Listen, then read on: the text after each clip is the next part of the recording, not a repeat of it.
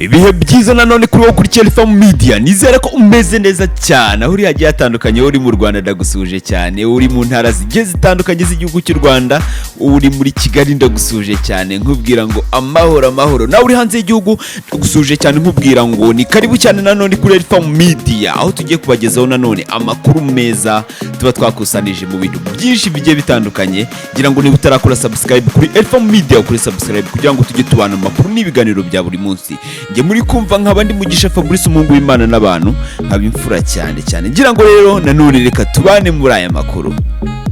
Yes, ni ku gicamunsi cyo ku itariki ya mbere Nyakanga umwaka wa 2025 Perezida wa Repubulika y'u Rwanda Paul Kagame yakiriye Rafael Mariano Gross umuyobozi mukuru w'ikigo mpuzamahanga gishinzwe ingufu za nucleaire IAEA muri village Urugwiro. Ari mu Rwanda aho yitabiriye inama ya mbere y'ubushakashatsi n'iterambere ku ngufu za nucleaire muri African Nuclear Energy Innovation Summit for Africa NEISA 2025 iri kubera i Kigali mu Rwanda. Banaganiriye ku mahirwe atangwa n'ingufu za nucleaire mu guhindura ubukungu ndetse n'iterambere u Rwanda rumaze kugeraho mu ngufu za nucleaire cyangwa se small modular and micro reactors. Nanone kandi kuri uyu wa kabiri Perezida wa Repubulika y'u Rwanda Paul Kagame yakiriye Minisitiri w'Intebe wa Niger Al-Mahman Lamine Zein aho ari mu Rwanda yitabiriye inama yiga ku guhanga ibishya mu gukoresha ingufu za nucleaire muri Afrika. Bagiranye ibiganiro byibanze ku by'ingenzi bihanzwe amaso muri Afrika ndetse n'inzira yo kurushaho kwimakaza ubutwererane mu nyungu z'abaturage b'u Rwanda ndetse n'abaturage ba Niger. Yes, nanone kuri uyu wa kabiri ku itariki ya mbere Nyakanga u Rwanda rwizihizaga isabukuru y'imyaka 63 ishize rubwiwe ko rubonye ubwigenge ku bukoloni bw'Ababiligi.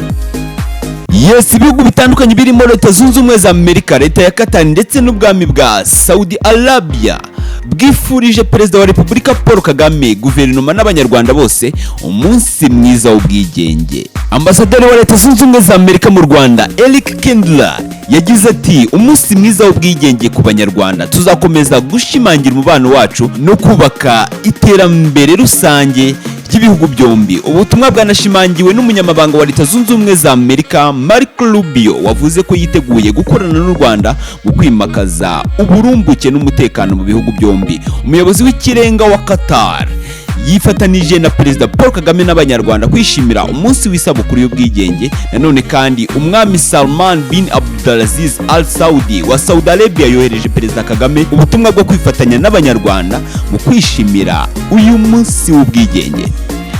Itangazo ryashyizwe hanze na Minisitiri w'Ububanyi n'Amahanga wa Saudi Arabia rivuga ko uwo mwami yifurije Perezida Kagame kurambana amagara mazima n'umunezero, yifuriza n'abanyarwanda bose uburumbuke n'iterambere rirambye. Yes, nanone urwego rw'igihugu rushinzwe kugenzura imikorere y'inzego zimwe zirimo ifitiye igihugu akamaro RURA rwatangaje ibiciro bishya by'ibikomoka kuri peteroli aho litiro ya lisansi yongeyeho amafaranga 170 igera ku 1803 ivuye ku 1633. RURA kandi yatangaje ko igiciro cya Mazutu cyageze ku 1757 kivuye ku 1647. Ibi biciro biratangira gushyirwa mu bikorwa kuri wa kabiri Nyakanga umwaka wa 2025 saa 12 z'igitondo. Uru rwego kandi rwatangaje ko kuri ibi biciro by'ibikomoka kuri peteroli habariwemo n'umusoro ku nyongeragaciro VAT bivuguruwe. RURA kandi yashimangiye ko mu rwego rwo guhangana n'izamuka ry'ibiciro by'ibikomoka kuri peteroli ku isoko mpuzamahanga no korohereza abaguzi, guverinoma y'u Rwanda yazigamye mu bubiko bwayo ibikomoka kuri peteroli bihagije kandi irakomeza gucunga neza ubukungu muri rusange. Urwego rw'igihugu rushinzwe imiyoborere RGB rwashyizeho uburyo bushya bwo kwaka ibyangombwa ku miryango ishingiye ku myemerere hifashishijwe ikoranabuhanga mu gukomeza kunoza gahunda y'igihugu y'imiyoborere myiza n'imitangire ya serivisi zose. Kuri ubu serivisi zo kwaka ibyangombwa nk'ibyo gufungura ishami cyangwa kugira imikoranire n'indi miryango zishobora gutangwa ku rubuga rw'Irembo aho ushobora kohereza ibyangombwa usabwa ndetse ugakurikirana aho dosiye yawe igeze ukoresheje uru rubuga. RGB yavuze ko ibi byakozwe mu gukomeza kunoza gahunda ya guverinoma yo guteza imbere imiyoborere myiza ndetse no guteza imbere imitangire ya serivisi hakoreshejwe ikoranabuhanga. avuga ko ibyangombwa bizajya byoherezwa n'iyi miryango bizajya bisuzumwa n'umujyi wa Kigali cyangwa ubuyobozi bw'akarere bubishinzwe. Yagize ati inyandiko zose zizatangwa zizajya zisuzumwa n'umujyi wa Kigali cyangwa se n'ubuyobozi bw'akarere bireba hagamijwe kureba ko ibyo basabye bihuje n'icyerekezo cy'iterambere ry'igihugu.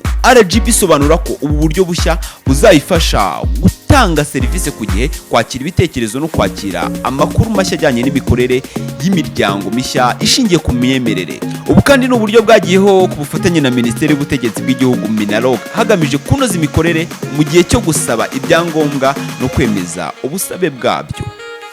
Ubukwe bw'umuhanzikazi Ishimwe Vestine, umwe mu baririmbyi b'amazina akomeye mu ndirimbo zo kuramya no guhimbaza Imana, buzaba urwibutso rudasaza. Si ukuvuga gusa isezerano rizakorerwa imbere y'Imana, ahubwo nuko ari umunsi w'ibyishimo.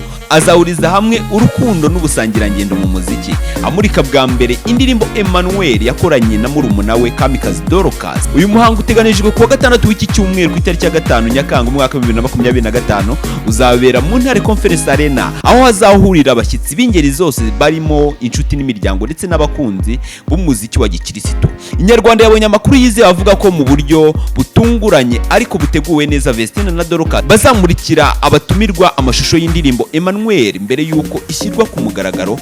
Ni igikorwa kidasanzwe kigaragaza uburyo izi mpanga mu muziki zitandukanye gusa mu myaka zihuriye ku murongo umwe w'ubuzima ndetse n'ubutumwa bwiza. Emmanuel ni indirimbo aba bombi bazaba bahuriyemo kandi nanone bitegura kujya mu byiciro bishya by'ubuzima, aho Ishimwe Vestine azaba yamaze kurushinga n'umukunzi we ndetse na Kamikazi Dorcas akazaba amaze gusoza amashuri ye yisumbuye. Perezida wa Leta Zunze Ubumwe za Amerika Donald Trump yasinye iteka rigamije gukuraho ibihano by'ubukungu byari bimaze imyaka myinshi byarashyiriweho igihugu cya Syria. Byitezwe ko iri kurwaho rizafungura inzira y'ishoramari nyuma y'amezi arenga 6 Perezida Bashar al-Assad yahiritwe ku butegetsi. Iri teka rigamije korohereza ibikorwa by'ingenzi bifasha iterambere rya Syria, imikorere y'ubuyobozi bushya ndetse no kongera kubaka umubano w'abaturage n'igihugu cyabo. Guverinoma ya Syria yari imaze igihe yarashyiriweho ibihano bikomeye na Amerika, birimo n'ibyagiye bishyirwaho mbere y'intambara yatangiye mu mwaka 2011 byakomeje gusenya ubukungu bwa Syria cyane. Minisitiri w'ububanyi n'amahanga wa Syria Assad Hassan al-Shaiban yatangaje ku rubuga rwa X ko ashimira icyemezo cya Perezida Donald Trump, avuga ko kizafungura inzira yo kongera kubaka igihugu no kugiteza imbere. Yongeraho kandi ko iki cyemezo kizafasha mu kongera kubaka igihugu no gufungura amarembo ya Syria ku ruhando mpuzamahanga. Trump yari yarasezeranije ko Amerika izashyigikira Syria nyuma y'intambara yaciye ibintu muri icyo gihugu. Yes, ndagushimiye cyane wowe twabanye muri aya makuru, aho twareberaga hamwe amakuru ari kuvugwa mu bintu byinshi bigiye bitandukanye. Ngira ngo niba utarakora subscribe kuri Elfam Media, ukore subscribe kugira ngo tujye tubana mu makuru n'ibiganiro bya buri munsi. Ngiye mwari muri kumva nkaba nivugisha Fabrice Mungu w'Imana n'abantu nkabimfura cyane cyane. Ndabakunda, ciao ciao.